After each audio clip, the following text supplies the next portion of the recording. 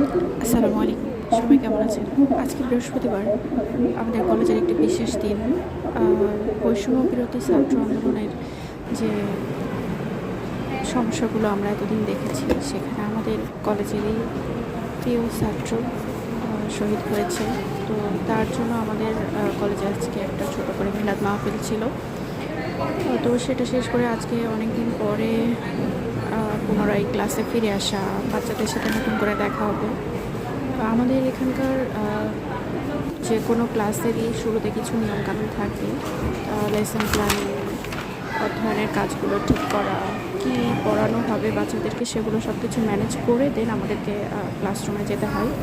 তো এই তো আমি আজকে কী কী পড়ালো সেটা ঠিকঠাক করে লিখে নিলাম।